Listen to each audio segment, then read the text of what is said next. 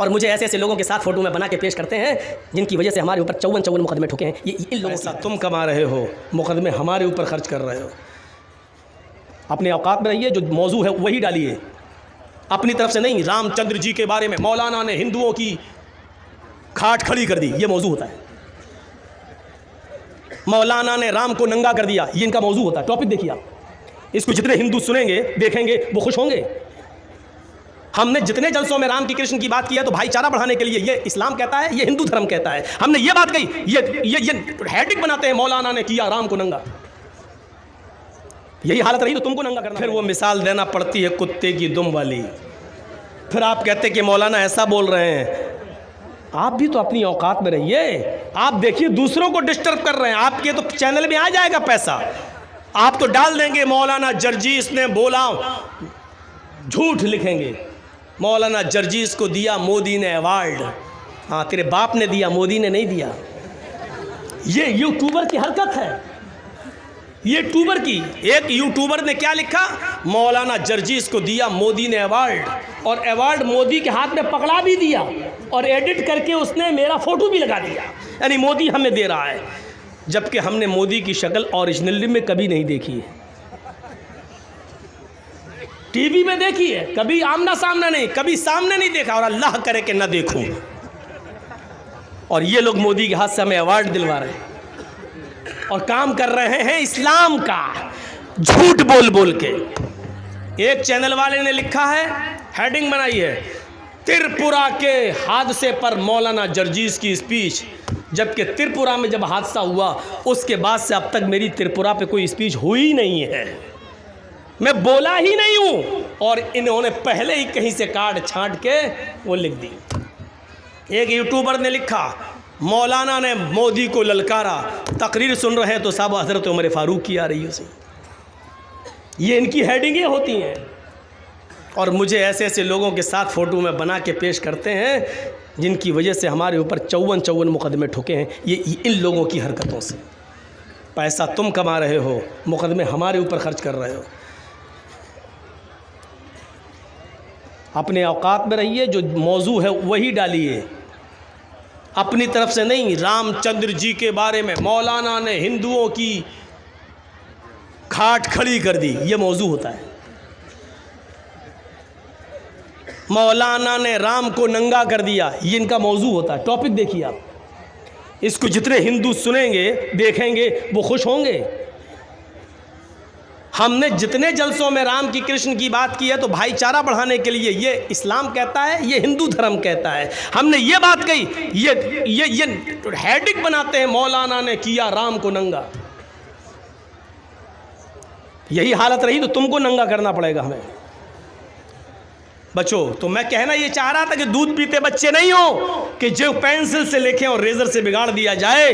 आप बड़े हो चुके हैं, इतना याद रखना, जानबूझकर किया हुआ गुनाह भी तो अल्लाह ताला भी माफ़ नहीं करता।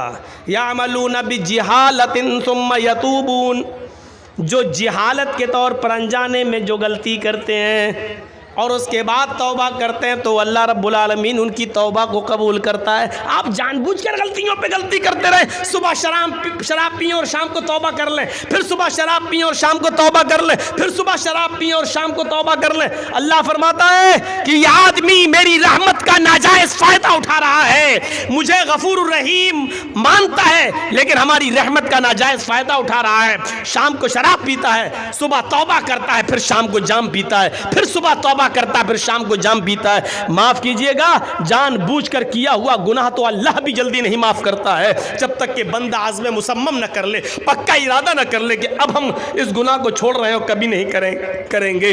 अल्लाह भी माफ नहीं करता है। मेरे प्यारे साथियों, हम अब पेन से लिख रहे हैं, पेंसिल का जमाना छूट चुका है।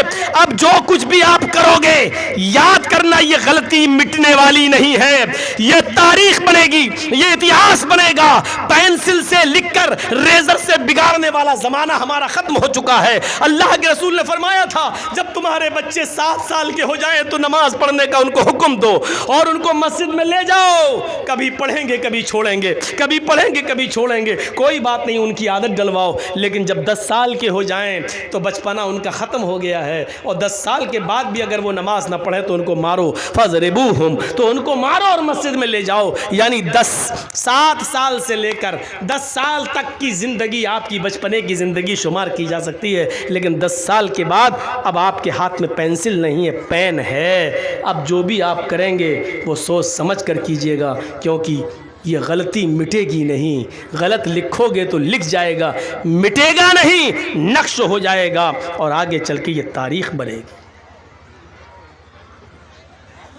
हिटलर ने जो गलती की आज उसको हम तारीख में पढ़ते हैं। नेपोलियन ने जो गलती की आज उसको हम देखते हैं। हज्जाज इब्ने यूसुफ जो गलत कारनामे करके गया आज उसको याद किया जाता है और उसको जालिम कहा जाता है। याद रखो, इतिहास बनाओ तो अच्छा इतिहास बनाओ। हम नहीं रहेंगे 100 साल के बाद, जब नस्लें आएंगी तो हमारा नाम लिया जाए और हमारा जिक्र खैर हो, हमारा जिक्र खैर हो, हमारा जिक्र हिटलर में ना हो, हमारा शुमार हज्जाज इब्ने यूसुफ में ना हो, हमारा शुमार चोरों लुटेरों में ना हो। इतिहास बनाने की कोशिश करो।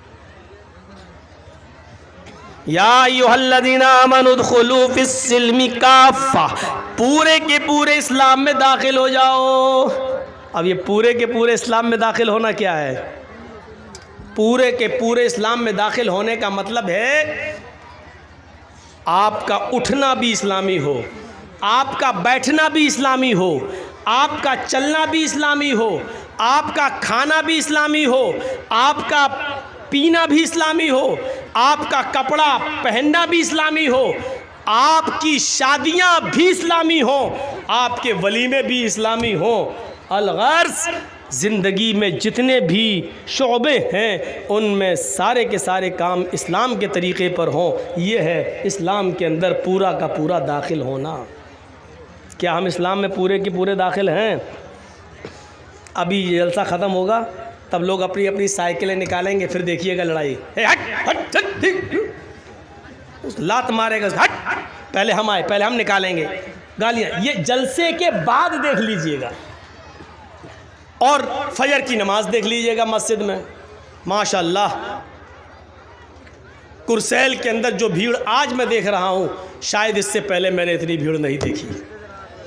और शायद ये नतीजा है 2 मरतबा जो कोरोना का काल रहा है और उसमें कोरोना के पीरियड में जो जलसे नहीं हो सके, उसके बाद शायद ये फर्स्ट बार जलसा हो रहा है जिसकी वजह से इतनी भीड़ नहीं हुई कभी जो आज हो रही है। लेकिन इस भीड़ को हम क्या माने, ये हमारी मस्जिदें बताएंगी, ये हमारी मस्जिदें। आप चाहते हैं कि हम फजर में सो जाएं, ज़ोहर में आके नमाज़ पढ़ लें, असर में पढ़ लें, मगरिब में पढ़ लें और इशा में जाके सो जाएं और हमें लोग मुसलमान कहें? देखिएगा ज़रा, आप चाहते हैं कि एक आध अच्छा काम कर लें, लोग हमें मुसलमान कहें। 2-4 वक्त की नमाज पढ़ लेने से, मिसाल पर गौर कीजिएगा, 2-4 वक्त की नमाज पढ़ लेने से, 2-4 रोज़े रख लेने से, 2-4 इस्लामी काम कर लेने से आप मुसलमान नहीं कहलाएंगे। मिसाल दे दूं, बिजली का एक खंबा लगा हुआ है, पोल, उस पर अभी बिजली के तार दौड़ाए नहीं गए हैं लेकिन दौड़ना है। लाइट आएगी आपके गांव में, बिजली के खंबे लगा दिए गए हैं। अचानक आंधी आती है और आपके गांव में आम के पेड़ लगे हुए हैं। अचानक पेड़ से कुछ पत्ते टूटते हैं और बिजली के खंबे पर, बिजली के पोल पर चिपक जाते हैं। आम के पेड़ से पत्ते टूटे और बिजली के खंबे पर चिपक गए, बिजली के पोल पर चिपक गए। अब आप उस बिजली के पोल को बिजली का पोल कहोगे या आम का पेड़ कहोगे? क्या कहोगे? वो बिजली का खंबा है या आम का पेड़? जर्जीस साहब ये क्या है? जर्जीस साहब भी कहेंगे बिजली का खंबा। पागल, बिजली का खंबा कहाँ है? उस पे आम के पत्ते दिख नहीं रहे तुमको? चंद आम के पत्तों के चिपक जाने से क्या बिजली के खंबे की हैसियत बदल जाएगी? नहीं बदलेगी। बिजली का खंबा ही रहेगा। आम के पेड़ के चंद पत्ते अगर बिजली के खंबे पर चिपक गए तो चंद पत्तों की वजह से बिजली का खंबा आम का पेड़ नहीं होगा। अगर जर्जीस साहब उसको आम का पेड़ कहेंगे तो लोग कहेंगे बेवकूफ़ है, ये पागल हो गया है, इसको बरेली के पागल खाने में भर्ती करो या रांची ले जाओ। अरे बिजली के खंबे पे आम के पत्ते चिपक गए तो बिजली का खंबा आम का पेड़ कैसे हो जाएगा? एक जाहिल इंसान अपनी जिहालत में मशहूर है। 2 नमाजें पढ़ ली, 2 रोजे रख लिए, 2 मिस्कीनों को फकीरों को खाना खिला लिया, तो 2-4 अच्छे काम कर लेने की वजह से इस इंसान को पूरा का पूरा मुसलमान कैसे मान लिया जा सकता है? जब बिजली के खंबे को 2-4 पत्तों की वजह से आप आम का पेड़ नहीं कह सकते, तो 2-4 अच्छे काम करने की वजह से आपको मुसलमान कैसे माना जाए? आम का पेड़ तभी माना जाएगा जब वो अपनी जड़ में भी आम हो, अपनी शाखाओं में भी आम हो, अपने पत्तों में भी आम हो और उसमें आम के फल भी लग रहे हो, तब वो आम कहलाएगा। जब उसका जड़ भी आम का हो, उसके टहनियाँ, उसकी शाखें भी आम की हों, उसके पत्ते भी आम के हों और उसमें आम लगता हो, तब आप कहेंगे आम का पेड़। आप मुसलमान उस वक्त कहलाए जाएंगे जब आपकी जड़ इस्लामी हो, आपका उठना इस्लामी हो, आपका बैठना इस्लामी हो, आपकी सोच इस्लामी हो, आपका चलना इस्लामी हो, आपका रहन सहन इस्लामी हो, आपकी शानियाँ इस्लामी हो, आपके तरीके इस्लामी हो, आपकी इबादत इस्लामी हो। ये सब काम जब अपनी जड़ से जुड़े हुए होंगे और इस्लामी होंगे, तब आपको कहा जाएगा कि आप मुसलमान हैं। मौलाना मिसाल तो बड़ी अच्छी दी है आपने, लेकिन कितनी देर के लिए? कितनी देर के लिए? फिर सुन लो मेरी एक बात। बेवकूफ़ है और पागल है वो इंसान जो 2-4 नेक काम करने के बाद अपने आप को मुसलमान समझता है। मुसलमान वो है जो अपने कैरियर से, अपने अखलाक से मुसलमान हो, अपनी जड़ से मुसलमान हो, अपनी बुनियाद से मुसलमान हो, नीचे से लेके ऊपर तक पूरा का पूरा मुसलमान हो, तब वो मुसलमान कहलाता है।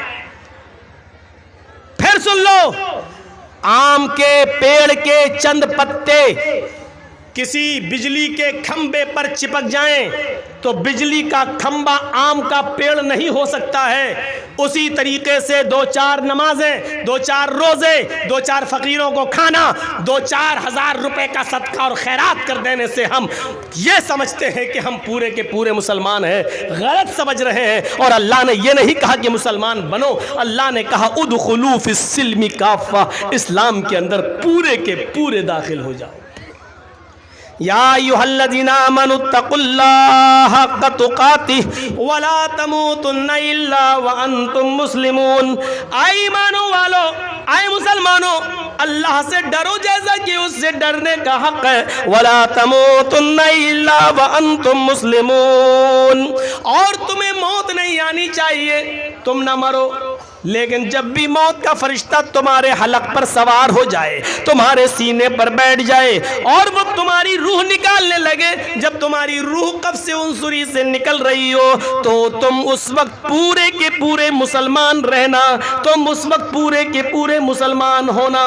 वला तमूतुन्ना इल्ला व अंतुम मुस्लिमून, पूरे के पूरे इस्लाम में दाखिल हो जाओ और जब भी मरो तो पूरे के पूरे मुसलमान होकर मरो। मुसलमान अपने अमलों का एहतिसाब करता है, मुसलमान अपने अमलों का एहतिसाब करता है। अब्दुल्ला इब्न इदरीस बहुत बड़े जलील कद्र मुहद्दिस गुजरे हैं, बहुत बड़े जलील कद्र मुहद्दिस गुजरे। सिफतुस सफ़ा में अल्लामा इब्न क़य्यिम ने इनका वाक़या नकल किया है। जब इनके इंतकाल का वक्त आया तो उनकी बेटी रोने लगी। जब उनके इंतकाल का वक्त आया तो उनकी बेटी रोने लगी। अब्दुल्ला इब्न इदरीस ने कहा, तुम क्यों रो रही हो मेरी बेटी? कहा, अब्बू आपकी तबीयत इतनी ख़राब है और मैं रोऊं नहीं। क्यों ना रोऊं? ये फितरी आंसू हैं जो आना ही हर बेटी के आंखों में। बाप ने कहा, आए मेरी बेटी, तुम्हें रोने की ज़रूरत नहीं है। तुम्हारा बाप अल्लाह के पास जा रहा है। तुम जिस घर में रह रही हो, अब तक मैंने इस घर के अंदर 4000 मर्तबा कुरान करीम की तिलावत की है। मैंने इस घर के अंदर अब तक 4000 मर्तबा कुरान करीम की तिलावत की है। मुझे अपने रब की ज़ात से उम्मीद है कि कुरान की तिलावत की बरकत से वो हमें बख्शेगा, वो हमें जहन्नम में दाखिल नहीं करेगा, वो हमें जन्नत के अंदर दाखिल करेगा। अहले ईमान अपने अमलों का एहतिसाब करते हैं, अपने अमलों का हिसाब व किताब लेते हैं। इमाम बुखारी अल अदबुल मुफरद के अंदर एक वाक़या हज़रत ज़ैद इब्न साबित का नकल करते हैं कि हज़रत ज़ैद इब्न साबित के घर में कुछ मेहमान आ गए। इशा की नमाज के लिए अजान होती है। हज़रत ज़ैद इब्न साबित अपने मेहमान के साथ इशा की नमाज पढ़ने के लिए जा रहे हैं। मस्जिद में, मस्जिद करीब थी उनके घर से। वो छोटे छोटे कदम रखते हुए जा रहे हैं, छोटे छोटे कदम। उनके मेहमान ने कहा है अजान हो गई है और आप छोटे छोटे कदम रखते हुए मस्जिद में जा रहे हैं। मस्जिद करीब है, चलिए थोड़े से बड़े बड़े कदम रखिए और मस्जिद में चलिए। तो हज़रत ज़ैद इब्न साबित ने क्या कहा? फरमाया कि आए मेरे मेहमान, तुम नहीं जानते हो, मैंने अल्लाह के नबी जनाब मोहम्मद रसूलुल्लाह से सुना है, आपने एक मस्जिद में खुतबे में कहा था कि मस्जिद की तरफ जो शख्स नमाज की नीयत से जाएगा उसके हर एक कदम पर एक नेकी लिखी जाएगी जो 10 नेकी के बराबर होगी और एक गुनाह उसका मिटाया जाएगा। जो मस्जिद की तरफ जाता है नमाज की नीयत से, हर एक कदम पर एक नेकी लिखी जाती है और एक गुनाह मिटाया जाता है। मैं छोटे छोटे कदम इसलिए रखता हूँ ताकि मस्जिद तक जाते हुए मेरे कदमों की तादाद बढ़ जाए और मेरे नाम अमाल में ज्यादा नेकियां लिख ली जाए, मेरे कदम की संख्या बढ़ जाए, मेरे पैरों के कदम की तादाद बढ़ जाए और मेरी ज्यादा नेकियां लिख ली जाए अल्लाह रब्बुल आलमीन के यहाँ और ज्यादा गुनाह मिट जाए। अहले ईमान मुसलमान वो होता है जो अपनी एक एक नेकी को गिन गिन के रखता है। जैसे हजरत अब्दुल्ला इब्न इदरीस ने कहा, मैंने इस घर में 4000 मर्तबा कुरान करीम की तिलावत की है। और मुसलमान वो होता है जो अपने गुनाह को भी याद रखता है कि आज मुझसे कितने गुनाह हुए हैं। बिस्तर पे जब सोता है रात में तो सोचता है कि दिन भर में हमने अच्छे काम कितने किए हैं और बुरे काम कितने किए हैं, और बुरे काम जितने किए हैं कल कोशिश करें कि हम उससे कम करें और अच्छे काम में हम थोड़ा सा उसकी तादाद को बढ़ाएं। ये मुसलमान का काम होता है। हज़रत सुलेमान तैमी के जब इंतकाल का वक्त आया तो रोने लगे। पूछा तुम क्यों रो रहे हो? उन्होंने कहा 27 साल पहले एक गुनाह मैंने कर लिया था, उस गुनाह की तौबा मैं 27 साल से कर रहा हूँ, आज इसलिए रो रहा हूँ, पता नहीं अल्लाह ने मेरी तौबा कबूल की या नहीं की। अंदाज़ा लगाइए, एक गुनाह 27 साल पहले किया था और क्या कह रहे हैं, 27 साल से उस गुनाह की तौबा कर रहा हूं, पता नहीं अल्लाह ने कबूल किया कि नहीं किया मेरी तौबा। और हम तो 27 साल पहले एक गुनाह, हम तो एक दिन में हजारों गुनाह कर जाते हैं। वो कह रहे हैं कि मैंने एक गुनाह 27 साल पहले किया था और 27 साल के बाद आज तक मैं तौबा कर रहा हूं, अब मेरे इंतकाल का वक्त आ गया है तो रो इसलिए रहा हूँ, पता नहीं अल्लाह ने मेरी तौबा कबूल किया नहीं की। तो पूछा गया तुम कौन सा गुनाह किए थे? तो गुनाह आप सुनेंगे तो आपको हंसी आएगी, कोई गुनाह ही नहीं। 27 साल पहले पूछा गुनाह कौन सा किया? तो हज़रत सुलेमान तैमी ने क्या कहा था कि मैंने एक बिदाती से सलाम कर लिया था। बिदाती जानते हैं किसको कहते हैं? बताने की ज़रूरत नहीं है, अंदाज़ा लगा लीजिए। मैंने 27 साल पहले एक बिदाती को सलाम कर लिया था। 27 साल से आज तक तौबा कर रहा हूँ। अब मेरी मौत का वक्त करीब है, पता नहीं अल्लाह ताला ने मुझे माफ़ किया होगा या नहीं किया होगा। अल्लाह के नबी सल्लल्लाहु अलैहि वसल्लम ने फरमाया कि जिसने बिदाती को अपने घर में ठहराया उस पर लानत, फलानतुल्लाहि अला मन आवा मुहदिसन, अल्लाह की लानत हो उस पर जिसने किसी बिदाती को अपने घर में ठहराया। अल्लाह की लानत हो उस पर जिसने किसी बिदाती से सलाम किया। तो वो कहते हैं कि मैंने एक बिदाती से सलाम कर लिया था, 27 साल से तौबा कर रहे हैं। बिदाती से सलाम कर लिया तो 27 साल से तौबा कर रहे हैं। जो लोग अपनी लड़कियों और अपनी बहनों की शादी बिदातियों को दे रहे हैं, उनके गुनाह का आलम क्या होगा वो सोचें। अपने घर का दामाद बिदातियों को बना रहे हैं, वो सोचें। और रोजाना वो बिदाती दामाद तुम्हारे घर पे आकर खाता है, पीता है, और तुम अपने दामाद उस बिदाती को अपने घर में पनाह देते हो, वो लोग सोचें। इस्लाम के अंदर पूरे के पूरे दाखिल हो जाओ। मौजू तो बड़ा अच्छा है, लेकिन है कौन दाखिल?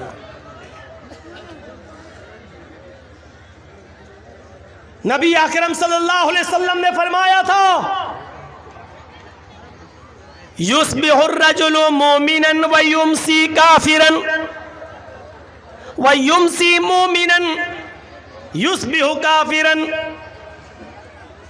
तुम एक आदमी को देखोगे कि वो सुबह जब उठेगा तो मोमिन होगा, लेकिन शाम होने से पहले पहले वो काफिर हो जाएगा। सुबह उठोगे उसको मोमिन पाओगे, शाम होने से पहले पहले वो काफिर हो जाएगा। शाम को देखोगे वो मोमिन होगा, सुबह उठते उठते वो काफिर हो जाएगा। सुबह मोमिन होगा, फजर की नमाज पढ़ेगा, कुरान की तिलावत करेगा, तुम देखोगे कि मोमिन होगा, और शाम होते होते वो काफिर हो जाएगा। ये मंजर देखना है तो आज के ज़माने में देख लो कि एक मुसलमान सुबह फजर की नमाज पढ़ता है, कुरान की तिलावत करता है, और फिर नेता बनने के चक्कर में, चुनाव जीतने के चक्कर में, गैर मुस्लिमों को खुश करने के चक्कर में वो किसी मंदिर में भी चला जाता है और टीका भी लगा लेता है। शाम होने से पहले पहले उसका की एंट्री कहीं और हो जाती है। ये मंजर देखना हो तो आज के ज़माने में तुम देख सकते हो। ये कोई जमहूरियत का मतलब ये थोड़ी है कि हम जिस मुल्क में रहते हैं, ठीक है भाई भाई बन के रहो, लेकिन इसका ये मतलब थोड़ी है कि आप दिवाली पर किसी को मुबारकबाद देंगे, होली पर किसी को मुबारकबाद देंगे। ठीक है, तुम्हारा त्यौहार है तुम करो, हमारा त्यौहार हम कर रहे हैं। लेकिन एक मुसलमान होकर किसी गैर मुस्लिम को कहे कि दिवाली मुबारक हो, हैप्पी दिवाली, हैप्पी होली, माफ़ कीजिएगा, इसी चीज़ को ख़त्म करने के लिए तो मोहम्मद रसूलुल्लाह सल्लल्लाहु अलैहि वसल्लम आए। वरना ये ऑफ़र तो नबी को भी दिया गया था, 6 महीने आप हमारे मज़हब में आ जाइए, 6 महीने हम आपके मज़हब में आ जाते हैं। क्या कहा था अल्लाह के नबी सल्लल्लाहु अलैहि वसल्लम ने? कुरान की आयत नाजिल होती है, नहीं, लकुम दीनुकुम वलिय दीन, तुम्हारे लिए तुम्हारा दीन और हमारे लिए हमारा दीन। तुम अपने दीन पर रहो, हम अपने दीन पर रहे। न तुम हमें हमारी ईद की मुबारकबाद दो, न हम तुम्हें तुम्हारी दिवाली की मुबारकबाद देंगे। न तुम हमें हमारी बकरीद पर मुबारकबाद दो, न हम तुम्हें तुम्हारे होली पर मुबारकबाद देंगे। तुम अपना त्यौहार करो, हम अपना त्यौहार कर रहे हैं। युस्बिहुर रजुलु मोमिनन व युमसी काफिर, सुबह देखोगे मोमिन होगा और शाम होते होते काफिर हो जाएगा। हम इस्लाम के अंदर पूरे के पूरे दाखिल नहीं हैं। अब फिर कहोगे मौलाना साहब हर्ज क्या है? हम एक गांव में रहते हैं, हिंदू मुस्लिम भाईचारा, अगर हमने दिवाली की मुबारकबाद दे दी तो हर्ज क्या? फिर वही मसला है, जो कानून इस्लाम ने बना दिया उसको फॉलो करना है। ये नहीं देखना है कि इसमें नुकसान क्या है, इसमें फ़ायदा क्या है। हमारी समझ में आए या ना आए, हमें उसी कानून को मानना है जो बना दिया है जनाब मोहम्मद रसूलुल्लाह सल्लल्लाहु अलैहि वसल्लम ने। ट्रैफिक नियम जैसे लाल बत्ती है, हमें रुकना है, चाहे गाड़ी आ रही हो या ना आ रही हो, हमें रुकना है। जब तक रेड नहीं, ग्रीन नहीं होगी हम नहीं जा सकते, जब तक शरीयत की इजाज़त नहीं होगी हम नहीं जा सकते, हम नहीं कर सकते। इंसानियत की मिसाल कायम करो, अगर आपके पड़ोस में कोई गैर मुस्लिम है, बीमार है, आप अपनी गाड़ी में उसको ले जाओ, अस्पताल ले जाओ। अगर आपका पड़ोसी गैर मुस्लिम है और उसका ब्लड ग्रुप आपके ब्लड ग्रुप से मिल रहा है और उसको एक बोतल खून की जरूरत है, आप फौरन उसको अपने ब्लड का एक बोतल खून निकाल कर आप उसको दीजिए। शरीयत इसकी इजाजत देती है। इंसानियत जितनी हो, मानवता जितनी हो दिखानी चाहिए, लेकिन इसका यह मतलब नहीं है कि उनके त्योहारों में आप शिरकत करेंगे और आपके त्योहारों में वो उनको आप मुबारकबाद देंगे। इस हद तक शरीयत इजाजत नहीं देती है। या अय्युहल्लज़ीना आमनू उदखुलू फिस्सिल्मि काफ़ा, ईमान वालो तुम इस्लाम के अंदर पूरे के पूरे दाखिल हो जाओ। हमें इस्लाम के अंदर पूरे के पूरे दाखिल होना है। हमें आधा अधूरा नहीं, हमारा उठना, हमारा बैठना, हमारा लेटना, हमारा जागना, हमारा खाना, हमारा पीना, हमारा सोना सब इस्लामी होना चाहिए। जब हम सुबह उठें तो हमारी ज़बान से इस्लामी जुमला निकल रहा हो, अल्हम्दुलिल्लाहिल्लज़ी अहयाना बअदा मा अमातना व इलैहिन नुशूर। जब हम किसी से मिले तो हमारी ज़बान से इस्लामी जुमले निकल रहे हो, अस्सलामु अलैकुम व रहमतुल्लाह। जब हम किसी से मुसाफा कर रहे हो और खैरियत पूछ रहे हो तो हमारी ज़बान से निकलना चाहिए अल्हम्दुलिल्लाह। जब हमें छींक आए तो हमारा रहन सहन ये होना चाहिए कि हमारी ज़बान से निकल रहा हो अल्हम्दुलिल्लाह। जब हम किसी ऊंची जगह पर लिफ्ट पर चढ़ रहे हो या छत पे चढ़ रहे हो, सीढ़ियों से ऊपर जा रहे हो, तो उस वक्त हमारी ज़बान से जुमले निकल रहे हो, अल्लाहु अकबर, अल्लाहु अकबर। जब हम लिफ्ट से नीचे आ रहे हो या हवाई जहाज लैंड कर रहा हो और नीचे उतर रहा हो, या हम पहाड़ से नीचे उतर रहे हो या अपने घर की छत से नीचे की मंजिल पर आ रहे हो, तो हमारी ज़बान से ये इस्लामी जुमला निकलना चाहिए, सुबहान अल्लाह, सुबहान अल्लाह। जब हम लैट्रीन में जा रहे हो तो हमारी ज़बान से दुआ निकलनी चाहिए, अल्लाहुम्मा इन्नी औज़ु बिका मिनल खुबुसी वल खबाइस। जब हम खाना खाने बैठ रहे हो हमारी ज़बान से दुआ निकलनी चाहिए, बिस्मिल्लाहि व अला बरकतिल्लाह। जब हम खाना खाकर फारिग हो जाएं तो हमारी ज़बान से जुमला निकलना चाहिए, अल्हम्दुलिल्लाह। अल्लाह की हम्द व सना। मस्जिद में जाएं तो अल्लाह का नाम लिया जाए, मस्जिद से निकले तो अल्लाह का नाम लिया जाए, माँ बाप से मिले तो अल्लाह का नाम लिया जाए, घर में जाएं तो सलाम करके जाएं, अपने बच्चों को सलाम करवाने की आदत डालें, अपने बच्चों को इस्लामी माहौल दें, अपनी बीवी को इस्लामी माहौल दें। उठना, बैठना, लेटना, सोना, जागना, खाना, पीना सब इस्लामी हो। जब बिस्तर पे सोने जाएं तो दुआ पढ़ें, अल्लाहुम्मा बिस्मिका अमूतु व अहया।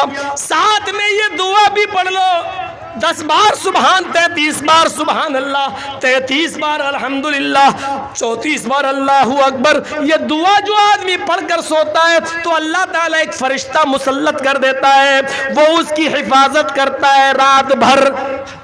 तब हम इस्लाम के अंदर पूरे के पूरे दाखिल होंगे। कोई गुनाह के करीब हम पहुंच गए, उस वक्त अल्लाह का खौफ हमारे दिमाग में होना चाहिए। दुनिया की कोई ताकत हमें देख रही हो या ना देख रही हो, लेकिन अल्लाह तो हमें देख रहा है। मेरे भाइयों, उस गुनाह से हम दूर हो जाएं, तब है इस्लाम के अंदर पूरे के पूरे दाखिल। वरना वही समझा जाएगा बिजली के खंबे पर आम के पेड़ के चंद पत्ते चिपक गए हैं, हमारी बॉडी पर चंद दीनी काम हो गए हैं, लेकिन हम जड़ से मुसलमान नहीं है, हम अपनी बुनियाद से मुसलमान नहीं है, हम अपने रहन सहन से मुसलमान नहीं है। और यहाँ हमें बुनियादी तौर पर मुसलमान बनना है और इस्लाम के अंदर हमारा रहन सहन ऐसा होना चाहिए, इस्लाम के अंदर हम ऐसे घुल जाएं, इस्लाम के अंदर ऐसे दाखिल हो जाएं। मिसाल दे रहा हूँ, ज़रा सुनिए। पानी का एक गिलास है, जग है हमारे पास, लोटा, पानी का एक जग है और एक पत्थर है हमारे हाथ में। इस पत्थर को पानी में डाल दिया और रख दिया। 2 दिन के बाद आप देखेंगे तो पानी में वो पत्थर पड़ा हुआ नजर आएगा। आप चाहें तो हाथ डालकर पत्थर को निकाल सकते हैं और बाहर फेंक सकते हैं।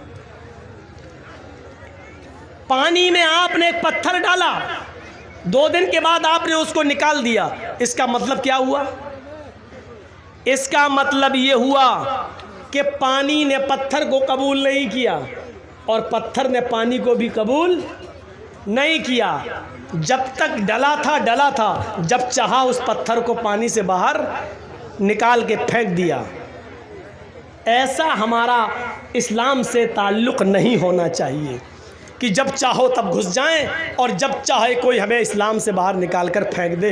ऐसा नहीं होना चाहिए इस्लाम के साथ हमारा ताल्लुक़। जरजीत साहब के पास पानी का एक जग है।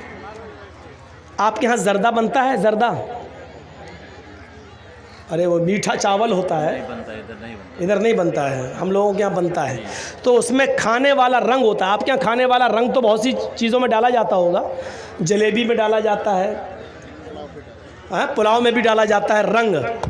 आप जाइए और 2 रुपए का 5 रुपए का खाने वाला रंग किसी दुकान से ले आइए और वो खाने वाला रंग पानी के उस जग में डाल दीजिए। 2 दिन आप इंतज़ार आपको नहीं करना है, 1 मिनट भी आपको इंतज़ार नहीं करना होगा। आप थोड़ी ही देर में देखेंगे जैसे ही वो लाल या पीला रंग पानी में गया और पानी को पूरा का पूरा लाल कर दिया या पीला कर दिया। जो रंग पानी में डाला गया पानी उसी रंग में रंग गया। अब आप रंग को पानी से अलग करिए, हो जाएगा? जो रंग आपने पानी में डाला है अब आप पानी से रंग को अलग करिए, नहीं होगा। और पानी को रंग से अलग कीजिए, वो भी नहीं होगा। न रंग पानी से अलग हो सकता है, न पानी रंग से अलग हो सकता है। दोनों ऐसे घुल गए हैं, ऐसे मिल गए हैं कि न पानी रंग को छोड़ता है और न रंग पानी को छोड़ता है। ये होना चाहिए हमारा इस्लाम के साथ घुलना, ये होना चाहिए हमारा इस्लाम के साथ ताल्लुक। जब हम इस्लाम में आ गए, मुसलमान बन गए, तो हमारी जान चली जाए न तो इस्लाम हमसे निकले न हम इस्लाम से निकले। ये होना चाहिए पानी और रंग की तरह हमारा इस्लाम के साथ रिश्ता है। यहाँ चंद डंडे पड़ते हैं मॉब लिंचिंग के मौके पर तो आदमी जय श्री राम के नारे लगाने लगता है। हालांकि वो मौत का डर होता है, वो तो जिसके ऊपर बीतती है वही जानता है, मैं ये नहीं कह रहा हूं। लेकिन हमारा ताल्लुक इस्लाम के साथ ये होना चाहिए कि ऐसे हम इस्लाम में घुल जाएं और इस्लाम हम में ऐसे घुल जाए कि हमको इस्लाम से दूर किया जाए या इस्लाम को हमसे दूर किया जाए तो ना हो। हर हाल में हम, और इसकी जीती जागती मिसाल है हजरत सुमैया का वो वाकया जब उनके दोनों पैर बांध दिए गए और दोनों हाथ बांध दिए गए और सुमैया से कहा गया, एक नेज़ा लाया गया